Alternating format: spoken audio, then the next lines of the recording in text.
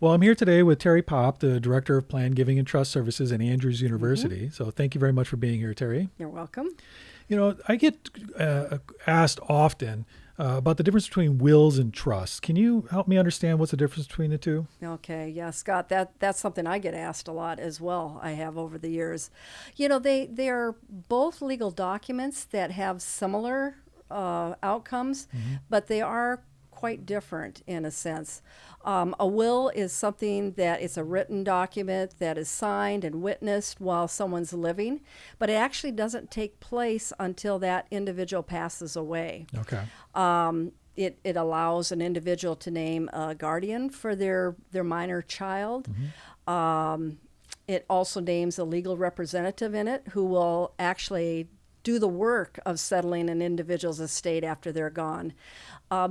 Something that's unique, though, about a will compared to the trust that we'll talk about in a minute is that it has to be whoever the personal representative is, they're going to have to use the probate process. Okay.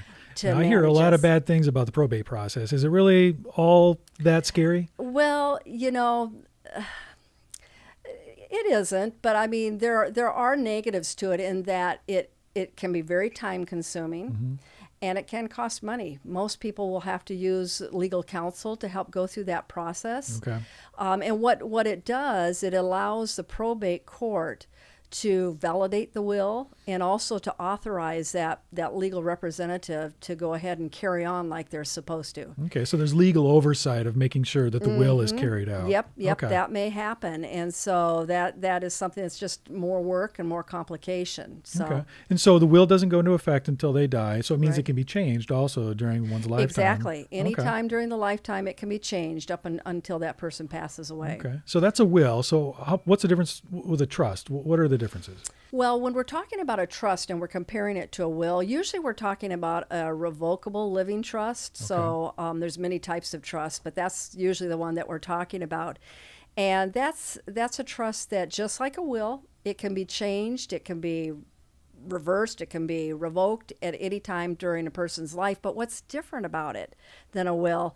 You know, a will doesn't take effect until someone passes away, where a trust, as soon as it's created, it goes into effect. Okay. So there's some advantages to maybe yeah. having immediate oversight of the assets that are in the trust. Exactly. Okay. And so the creator is actually going to name someone right at the beginning to title their assets into the name of that individual, so they can start doing things right now if they want to. Okay. Now, is there the same legal oversight with a trust as there is with a will? Nope. They don't have to go through the probate process at all. Okay. And so it is, you know, it can happen more quickly. Things can happen more quickly, and it doesn't have that same oversight. Okay. So there's a benefit of not having to go through that, but you're also not having that probate oversight of making sure things are carried out correctly. That's true. So true. You want to make sure you have somebody you really trust who's going to be serving as that trustee. Absolutely.